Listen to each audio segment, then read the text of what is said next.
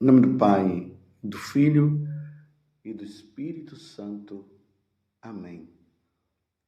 Naquele tempo, disse Jesus aos seus discípulos: quem acolheu os meus mandamentos e os observa, esse me ama. Ora, quem me ama será amado por meu Pai, e eu o amarei e me manifestarei a ele. Judas, não o Iscariotes, disse-lhe: Senhor, como se explica que te manifestarás a nós e não ao mundo?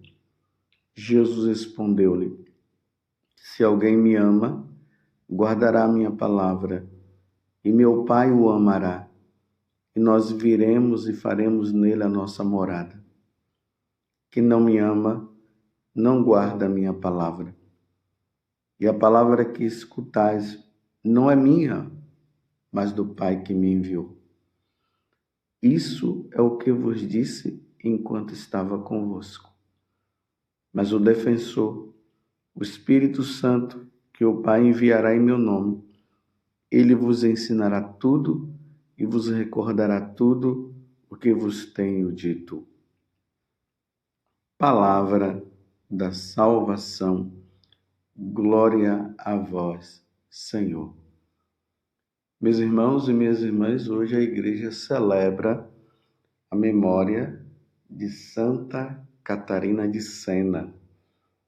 Ela nasceu em Sena, na Itália, em 1347. Ainda adolescente, movida pelo desejo de perfeição, entrou na Ordem Terceira de São Domingos, os dominicanos. Cheia de amor por Deus e pelo próximo, trabalhou incansavelmente pela paz e concórdia entre as cidades. Defendeu com ardor os direitos e a liberdade do Romano Pontífice e promoveu a renovação da vida religiosa.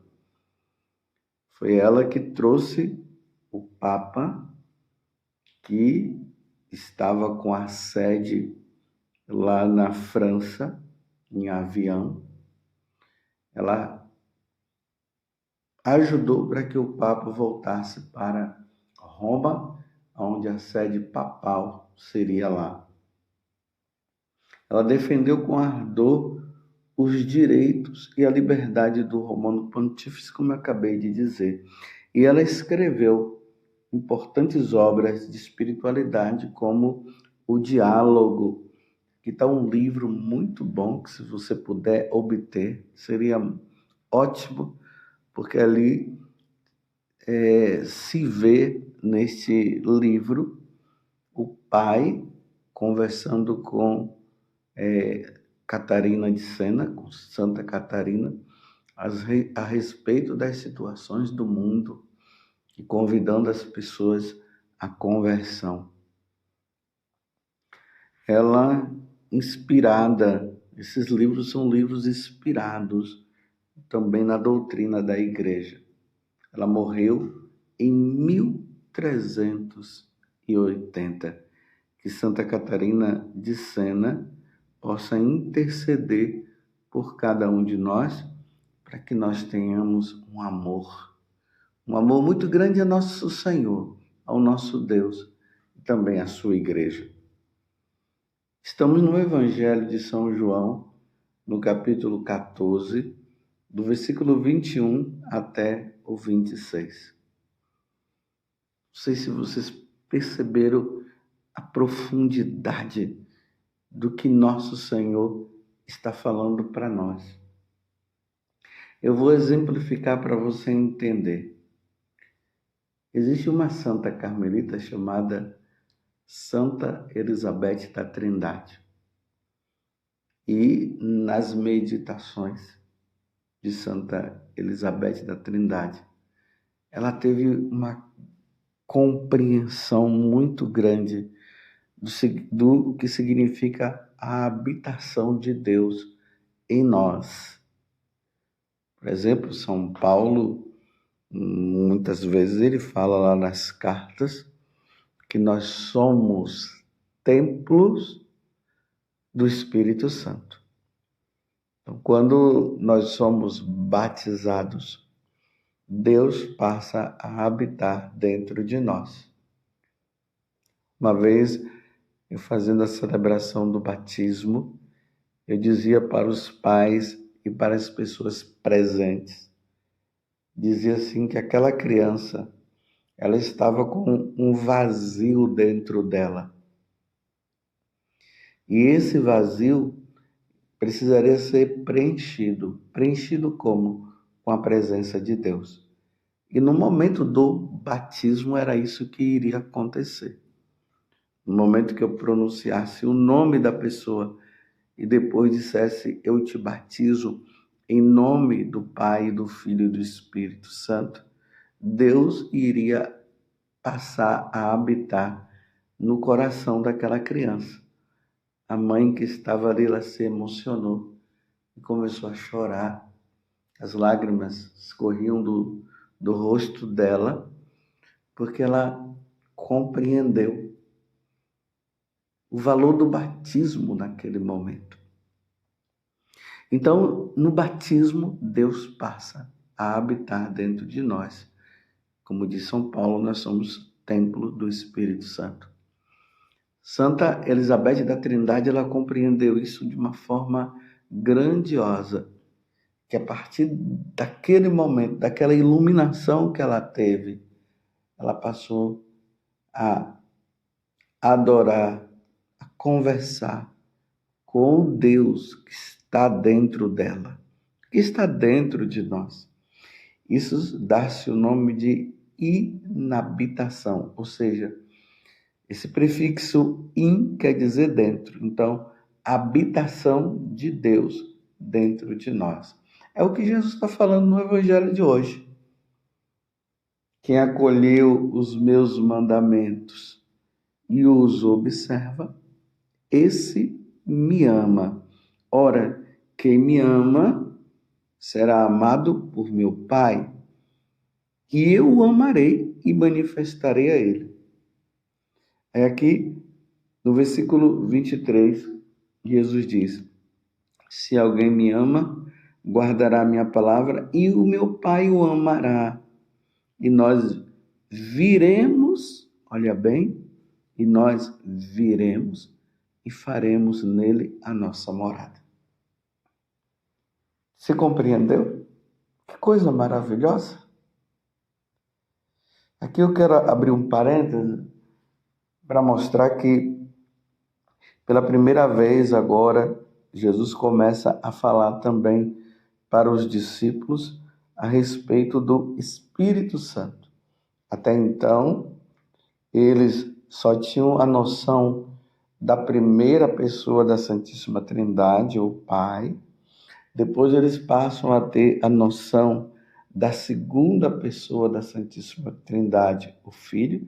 E agora Jesus já começa a apontar. Versículo 26. O defensor, o Espírito Santo, que o Pai enviará em meu nome, ele vos ensinará tudo e vos recordará tudo o que eu vos tenho dito. Então, ele começa agora a apontar a pessoa, a terceira pessoa do Espírito Santo, e ainda mais que nós agora já estamos nos preparando, né? Daqui a um tempo nós iremos celebrar o dia de Pentecostes, o momento em que o Espírito Santo vem sobre os apóstolos e Nossa Senhora lá no cenáculo. Mas, fechando parênteses, voltemos agora ao que eu estava dizendo antes. Nós somos habitação de Deus. Os católicos são habitação de Deus. Nós somos templos, porque nós fomos batizados. Então, no dia do batismo, Deus passou a habitar dentro de nós. Imagina, meus irmãos, também, quando nós comungamos, o sacerdote diz o corpo de Cristo. Lembremos que naquela quinta-feira Deus instituiu o sacramento da Eucaristia. Jesus instituiu. Quando o sacerdote diz o corpo de Cristo, Deus passa a habitar. Jesus está ali dentro de nós, na sua alma, na sua divindade, na sua humanidade. Deus está ali, é o toque de nosso Senhor dentro de nós. Imagina, meus irmãos, se nós tivermos esse entendimento que Santa Elizabeth da Trindade teve e tantos outros santos, Deus habita dentro de nós. Quando os 3 pastorinhos, eles tiveram aquela visão, aquele momento em que o anjo aparece, e o anjo traz a Eucaristia e dá para Lúcia e dá para Jacinta, e depois do cálice, Francisco bebe. Quando ele bebe, ele diz: sinto Deus em mim. Deus dentro de nós. É isso que Jesus está falando hoje no Evangelho. Mas vejam só, meus irmãos, Jesus está dizendo: aqueles que o amam e guarda os mandamentos. Agora entenda bem o que eu vou dizer. Uma pessoa que é batizada, que não é batizada, ela não tem Deus dentro dela. E quando nós caímos em pecado mortal, Deus que habita dentro de nós, ele se afasta. O pecado mortal nos afasta de Deus. E isso precisa ficar bem claro dentro de você e dentro de mim também. Usemos a nossa inteligência e entendamos isso. Quando uma pessoa cai em qualquer um dos 10 mandamentos, Deus se afasta dela. Ela não se torna mais templo de Deus. A única forma de Deus retornar e habitar novamente no coração, no ser, na alma daquela pessoa, é quando ela se confessa. Cuidado com essa história de que você está em pecado mortal e vivem dizendo que você pode receber a Eucaristia. Você não pode, nem eu posso receber a Eucaristia se estiver em pecado mortal. Infelizmente, isso aqui eu estou falando para nós rezarmos, não é para ficar falando mal dos sacerdotes, mas sacerdotes, bispos, às vezes ali fica dizendo que todo mundo pode comungar, independente de que esteja em pecado mortal ou não, porque Jesus veio para os pecadores. É verdade, Jesus veio para os pecadores, mas é preciso que o pecador se arrependa dos seus pecados, se confesse para ficar limpo, para poder receber Jesus Cristo. Quando se recebe Jesus em estado de pecado mortal, isso se chama sacrilégio. Eu já falei isso muitas vezes, muitos sacerdotes têm falado, e é preciso que você entenda isso. O sacrilégio é quando eu caio no pecado mortal. Vocês estão vendo que eu estou falando do pecado mortal, não estou falando dos pecados veniais, esses pecadinhos do dia a dia. São os pecados que estão relacionados, mais uma vez eu digo, aos 10 mandamentos. Quando a pessoa ela cai no pecado mortal, ela peca mortalmente. E quando ela recebe Jesus, ela peca mortalmente de novo. É um pecado duplo. Caiu em pecado mortal, o caminho feito que devemos fazer não é a Santa Missa, é o confessionário. É preciso ir para o confessionário para se reconciliar com Deus e aí comungar. Não entre na onda. Se tem autoridades religiosas que estão dizendo que pode comungar, não pode. É o que Jesus está falando aqui no Evangelho. Se alguém me ama, guardará minha palavra e meu Pai o amará, e nós viremos e faremos nele a nossa morada. Quem acolher os meus mandamentos e os observa, esse me ama. Ora, quem me ama será amado por meu Pai, e eu o amarei e manifestarei a ele. É preciso cumprir os mandamentos para que nós estejamos em comunhão com Deus. Quando se cai no pecado mortal, perde-se a comunhão.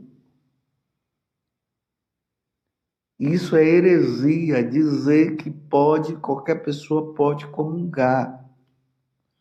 A pessoa caiu no pecado do roubo, ela não pode comungar. Se ela matou uma pessoa, ela não pode comungar. Se ela está no adultério, ela não pode comungar. Aquela pessoa que está tendo um relacionamento aí, homem com homem, mulher com mulher, não pode comungar. Pessoas que ficam tendo prazer sexual sozinho, não pode comungar. O prazer sexual tem que ser entre um homem e uma mulher casados na igreja. Você entendeu? Nós somos templos de Deus. E para Deus habitar dentro de nós é preciso que nós estejamos em estado de graça, não em estado de desgraça. Então, aquelas pessoas que estão em estado de pecado mortal, procure um sacerdote, se confesse. Se tem algumas coisas que precisam ser regularizadas na vida, regulariza. Você compreendeu isso? Isso precisa, e nós sacerdotes precisamos estar falando isso constantemente, porque muitas heresias têm entrado dentro da igreja. Eu não entendo como é que uma autoridade religiosa ela pode dizer que uma pessoa que, independente de ela estar em pecado ou não, ela deve comungar, não pode comungar. Isso é doutrina, é ensinamento dos santos padres, está no catecismo da igreja. E as pessoas agora estão, eu não sei se perdeu a fé, se essas autoridades religiosas perderam a fé e por isso estão dizendo isso. Não sei o que aconteceu. Eu não sei de onde é que veio esse ensinamento, quem é que está dando esse ensinamento, e muitas autoridades religiosas estão achando que é assim mesmo. Não. Uma pessoa que é de uma outra religião, ela não pode receber Jesus na Eucaristia. Ela precisa se tornar católica, ou seja, ela precisa se batizar.